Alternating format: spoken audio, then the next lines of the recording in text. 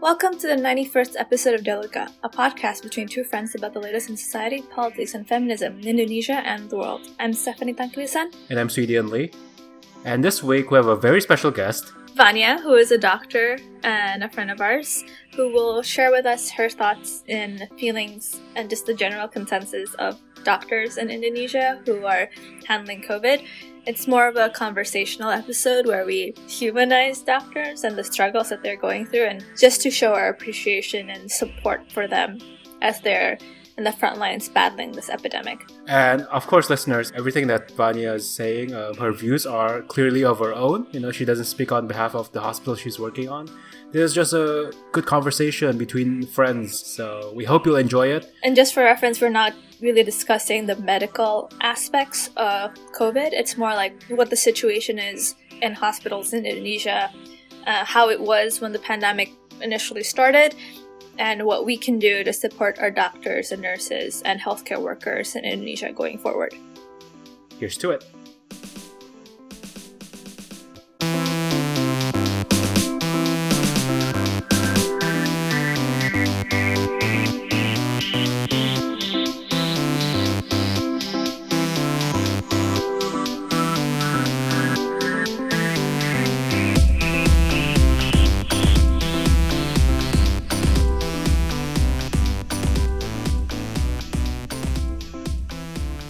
We have a very special guest today who is a doctor and a personal friend of ours. Personally for me, for 17 years since we were 12, and I was a SMP 7th grader, and Sweden for even longer since you guys were in preschool. Mm-hmm. We're really excited to have Vania talk to us because not only is she a good friend of ours, but she is a medical professional. She's a doctor. Obviously, you can hear Stephanie and I talk about COVID all the time, but we actually thought it might be good to have a real medical professional talk about the situation and not just us blabbering on. So we're excited to have you in the podcast, Vania. Hi everyone, my name is Vania. I'm a doctor here in Jakarta. I'm a second-year clinical nutrition resident, and I'm glad to be here. What does it mean to be a second-year resident? So I graduated in 2015, and then I did my internship in Papua for a year. Mm-hmm. And then I worked in Jakarta for 2 years, and then now I'm a resident. So for those who don't know, can you explain a little bit about the medical system in Indo in terms of okay, you go straight to med school, and then how many years is that? And then, internship. Okay, so from high school, you go straight to med school. That's in total 6 years. So 3 years of preclinical, and then 3 years clinical, and then you have to do mandatory internship for you to get your license. Mm-hmm. So total 7 years of training. And then how long is your residency? My residency is 3 to 4 years. 3.5 to 4 years. So you still have 2 more years? Yeah. 1.5, I hope. But we can't call you Dr. Vania, right? I am a doctor, but... Just in case. At which stage are you a doctor? After I graduate from university, from med school, I'm a doctor. But then I'm not allowed to practice yet before I complete my internship for a year. So yeah, she's a real doctor, guys. Yep, I am! Obviously, Steph and I can talk about how we feel about COVID-19 for eternity, but it's not really relevant to most people. We felt like our opinions don't matter. It's fine. Our opinions don't really matter. It's, it's about time we actually got a medical professional in this conversation. And so we're very excited to have Vania share some of our thoughts and experiences in the field, especially in Indonesia, where I'm sure the stories about the doctor's experience is not as widely known as maybe doctors in the States or other countries. Yeah, especially, maybe if you're in the medical community, you know about it, but in terms of the general public, we don't really hear about the concerns doctors have on this issue or just how they're feeling in general. So that's why we want to talk to Vania today about what the consensus is, or if there is a consensus, and how the doctors are, facing this global pandemic in Indonesia. As of right now, we're recording this, in the middle of May. How are things right now in the field, at the hospitals in Indonesia? I guess in Jakarta, where you're practicing right now. I think right now the panic has gone down, definitely. Mm-hmm. And people is like thinking of this as like a new normal, especially the medical professionals. Now it's just wearing an N95 mask is like a normal thing. And people are generally more cautious about like touching and being around other people. How was it before? Like, you know, when did it start to become a serious situation that the doctors are like, oh, this is different? I remember this has nothing to do with like the medical professional, but I remember there was like this birthday party that I had to go to. I remember it was like in February. So maybe like this birthday was like early March. Yeah. And that was the first time that I was so scared to go out. But the malls haven't shut down or anything. Mm-hmm. So back then I was like in this one hospital. So we rotate hospitals. Mm-hmm. And since I'm a resident and I'm like not responsible for myself, but like there are people responsible for me and my well-being. So they told me not to come in actually. Really? Oh, wow. Because they were scared. Yeah, and that was early on. And then every case of pneumonia is like such a big deal. Because I came in contact with this one patient, they told me not to come in. Oh, wow. So they were taking it pretty seriously and they were really scared in the beginning.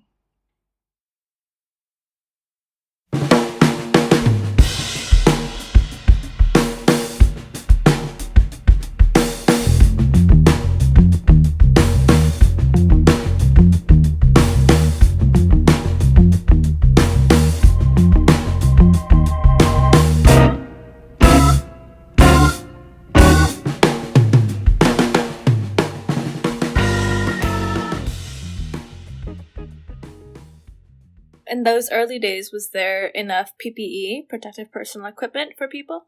No. I remember in this particular hospital I was working at, because in Indo, the hospital are class A, B, C, and D, A, B, C, D. And this was like B, class B. So what does that classification stand for? Is it terms for... It's number of beds and okay. facilities. So there are different classes within the hospital system that the hospitals are classified by? Yeah. So there's the primary care, like the puskesmas. Mm-hmm. And then if they can't handle it, they will rujuk. Send the patient. Yeah, send the patient to class D and then C, B, A. So I was at B. How many class A hospitals are there? Are there a lot? No, definitely not. But class A hospitals are really big, so they can like handle a lot of patients. So it's like a pyramid of which from the number of D is way more than A and so forth. So you were at class B and... I was at class B and I remember, so we have this like isolation ward. Every time they have like respiratory illnesses, you have to put that patient in the isolation ward because it's special. It has special suction, so the germs cannot go anywhere. Mm-hmm. And I remember every time you come in, you have to wear an N95 before the COVID era. Mm-hmm. I remember it was the last week that I was still going in. They are starting running out of like the N95s. So we had to like... Oh my goodness. Oh, it was so bad. We had to reuse them. So after you use them, so you have to put your normal surgical mask on. Uh-huh. And then your N95. And then another surgical mask on. And then go in. And then when you go out, you put your N95 back. What? So another person can use it. I know! It was... So another doctor, like, can use it? Yeah, and I was just like standing there, just like, no, I rather buy my own. Like, that's what the hospitals are providing because we're running out. We're thinking like this is going to be a long-term thing, so we need to save up on these masks. And if you know something about N95, it has to have contact with your skin. Yeah. And it has to form like a seal. So if you have a surgical mask before the N95, it's not going to work. So it's not even like... Yeah, it's not going to work. Yeah, it's so stupid. And the germs can like leak through the side. So I'm just like, and this was early on. So it's not even like a month into the pandemic. Why was there such a shortage? Because for like patients in the isolation, they have to see that patient a lot. Mm-hmm. Pneumonia is a big deal. And it's not just like doctors, it's like nurses as well. So we have to share with the nurses as well. So that's a lot of people coming and going. And they cannot provide one mask per person per day.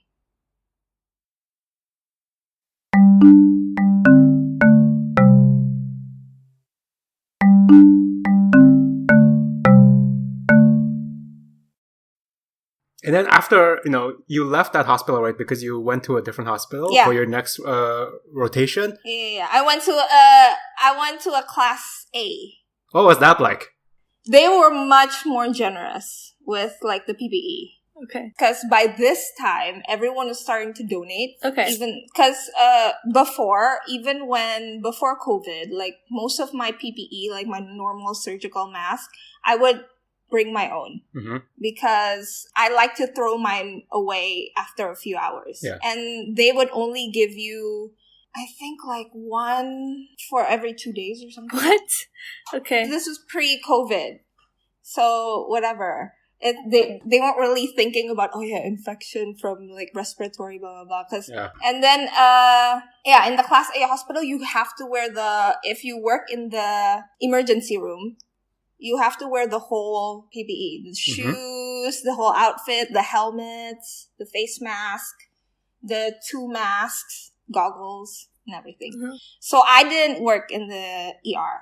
I worked at the ward. So in this hospital, the ward is 8 floors, all connected. So there's one giant void. So everyone came in contact with everyone. Oh, gosh. Oh. And except for like the ICU, the HCU, the isolation rooms. So they selected special floors for COVID. Mm-hmm. But those, I don't feel like that contains the infection because they don't have special like air control, etc. Mm-hmm. So we all wore the coats, the special coats, and the face mask. Right. Yeah. But by this time, everyone was like donating. So we had a lot. So it was really important for people to donate masks. Yeah. And like the gowns. Oh, wow. I didn't know that. Like, I didn't think that the donations ended up mattering. It mattered. It mattered. Your classic pessimistic self. I know that the policy right now, I think it's still the same in Jakarta right now, at least, is that there are designated COVID hospitals where COVID patients are sent to. So how does that work when your hospital was still accepting COVID patients? Is it like... So right now, if you go to any emergency room, they will make you do a blood test and they will make you do a CT scan for whatever reason. Mm-hmm. Even if you come there for like an accident or whatever, you still have to do it. And if your lab result or your CT scan came back like suspicious, they won't accept you. They'll send you away to a COVID hospital. Oh, that's good. That's a smart way to do it. Yeah. Yeah, because then you risk contaminating. Mm-hmm. Right now, the policy is no one can work for more than like 12 hours, 12 or 18 hours. Like before, like the anesthesiologists, the internists, etc., they will work like 24 to 36 hours per shift. Mm. And now it's like you have to have a 12-hour period at home after your shift, and the shift is only 12 hours long. So is that a way to keep you guys healthy? You guys are not overworked? Yeah. Especially now in Ramadan, when people are not drinking. I spoke to a lot of my friends yang in the ER, like actually in contact with like COVID patients every day, and they feel like they're going to war because they feel like they're not prepared with the PPE. And the government is not on their side, but they have to do their job. So they feel like they're going to war every day and you don't know if you're going to die, you know? And back then, like the recovery rate in Indo was still really low. Mm-hmm. So people think like if you get it, you're going to die. Mm-hmm. So they were really, it's more like a mind thing. They're just really freaked. Mm-hmm. Obviously. For the doctors, are you guys frequently tested? Like, how are they monitoring your exposure to it, I guess? Yeah.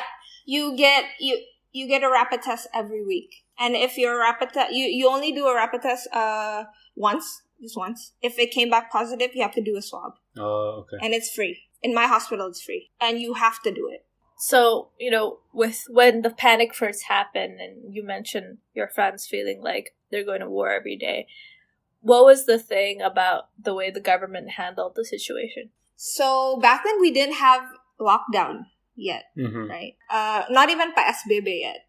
It was just like, try to stay 2 meters apart, etc. Yeah. And a lot of my friends who worked with like COVID patients were really angry because they know how this spread, and they feel like, I know on one side you have to think about, well, if they don't work, they don't have any money, but then I don't know, like a lot of my friends are just really angry that there weren't any like lockdown. They were really pro lockdown.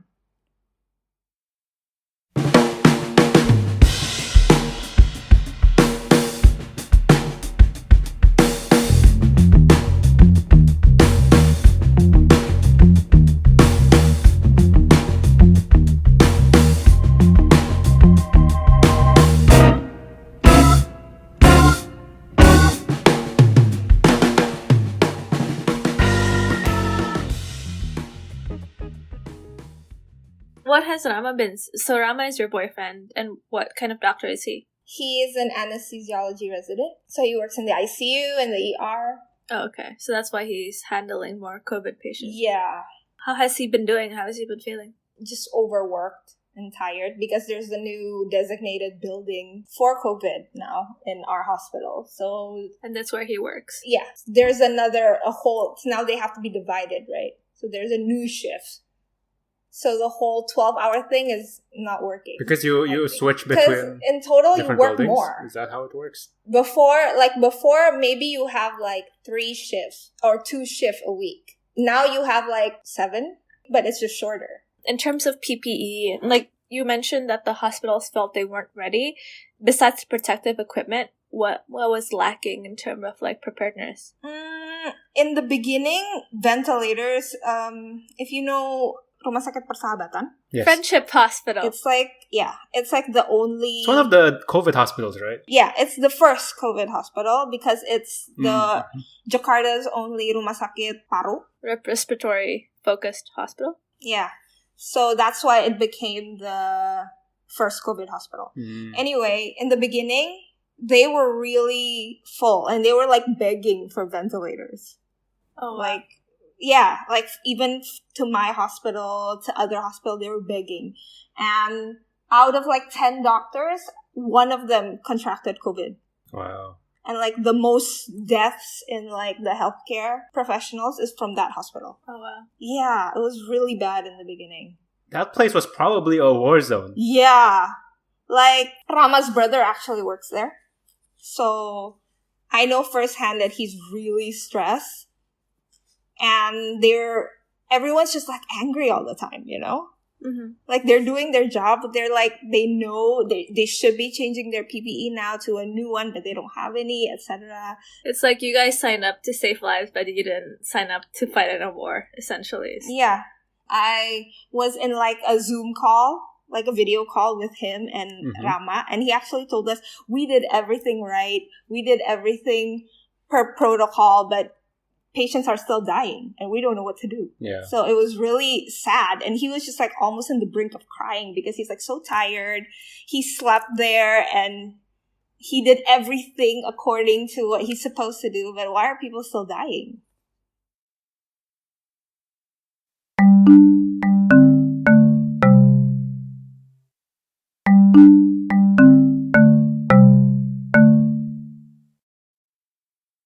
Did he have colleagues who died as well? Yeah. From the same hospital? From his hospital, yeah. He knew. Yeah, he had colleagues that passed away. I have colleagues that passed away. That's crazy. Like, a lot of the doctors are overworked, so their immune system is, like, lower. Now, it's like the shifts, the 12-hour shifts, is because of that. And now there's, like, barely any doctors contracting it. You mentioned earlier in our conversation that this is now the new normal. I mean, how do you see things go for the next few months? You know, it doesn't seem like we're nearing the end yet. I don't know. We don't know when this is gonna end. And, you know, I've been obsessed. I had this point in my life where I was, like, obsessing with the numbers, like the increase of, like, new patients, the mortality rate, etc. And it's not looking good.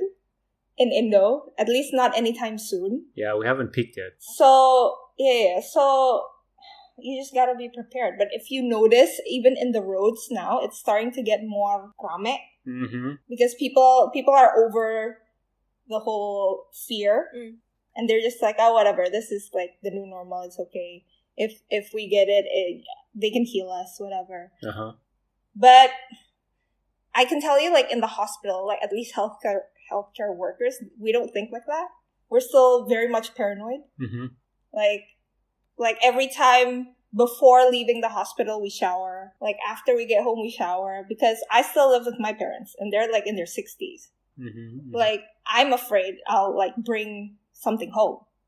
And, like, a lot of my friends are afraid they're bringing things home. So, like, now my hospital is giving free hotel rooms since this past month. So a lot of people with babies, etc., are like staying in hotels. I mean, I think that's good, right? That's always the fear of. I mean, if normal people are afraid of bringing the virus home to their families, obviously doctors and nurses and healthcare workers are also worried about that. But you know what's a big thing right now? Like, a lot of doctors there's a lot of prejudice against doctors now. Like, what? They're getting kicked out of they're getting kicked out of their cause. Of their, like... because people are afraid. Yeah. Like, it happened to, like, a friend of mine. Wow. Like, she lives in a kos-kosan. And the kos, like, told her to, like, you can't stay here anymore because you work in this and this hospital. What? Yeah. Mm-hmm. And we don't know if you're bringing it to the other people, etc. So, yeah. There's a lot of that. That's messed up. I mean, there were stories of, like, when a doctor died because of COVID and they want to just, like, bury the body, the family wants to bury the body, like the villagers or the people in the neighborhood, they're like, no, you can't bury him, like, you can't do anything. There's a lot of prejudice. Yeah. That's crazy. Yeah, there's a lot of prejudice. People are scared, right? Like, but they don't realize they're literally fighting for you and they have died for you. Yeah. It's crazy. I mean, this even though obviously we are not anywhere near the end of this yet, I think this kind of conversation is, I think, good. And I hope for our listeners it's also helpful to hear something from a medical professional's perspective and really, hear about how scary it can get and how human the situation is. Doctors are people too. Are, like we said, they're people too, and we've got to treat them not only as heroes, but also as human beings that get tired and need sleep. Yeah, and angry. And angry. And, not just like... I feel like, where the public is... Obviously, they want to thank the doctors. They want to thank the nurses and everyone. But you can't just say, like, thank you and treat them as heroes, but not actually do something to make their situation better. Yeah. And I think we need to do that, right? Like, we need to talk more about how the doctors are doing and bring that topic into attention so that obviously the government and other people can do something about it. Because like you said, if you guys are not doing your job, we're dead. We did. Yeah. We did. And donations matter, guys. I guess it's quite interesting to me, right? Like, it's in a double bind situation, right? If you create this feeling of doctors and nurses as superheroes and heroes in general, it like creates this like idea that you guys are like don't need sleep and are tireless and can just take on all of these sacrifices without any regard for like making the situation better. Yeah. But at the same time, if you admit some level of vulnerability and humanness, it's like, oh, you can't complain because this is the kind of work that you signed up for. And that's really unfair to me. Yeah, I agree 100%. Yeah, that's the reality of it, at least in Indo. I think right now what we really need to do is that as a society in general, like people in the medical profession, also outside of it, we just need to be more responsible to each other, right? Like, you gotta think about each other's situations. If you can take care of yourself, take care of yourself. If you feel like you need to go see a doctor, see the right kind of doctor. And, do all the simple things. Like, they're inconvenient and they suck. But we're doing all these simple things of social distancing, washing your hands, in order to save lives, I guess, in our own no way. While you guys, the doctors, are saving lives in your amazing way. And we need to, like, make sure that your situation is heard about as well. Yeah. There's this philosophy book, but it's it's called What We Owe to Each Other, and it's like thinking about morality and just like how we decide on what is right and wrong based on like what we owe each other contractually, living in the same world, in the same space. To find balance. While, still giving a level of personal freedom and liberty. And it's just like, that's the kind of thing that I'm thinking about now. Like, yeah. It's about, in the end of the day, being a good person, regardless of what religion you have. It's like, how do we operate in this world? Mm-hmm. Especially now, I think I can't help but thinking about it more, given the situation we're in and how literally our like what we do every day can affect other people. Yeah. Important to think about life not just based on who you are and where you are in the world and what privileges you have, but as a society, because now more than ever, I think it's very obvious that we live in a world with other people. Yep. And they need our help as much as we need their help too.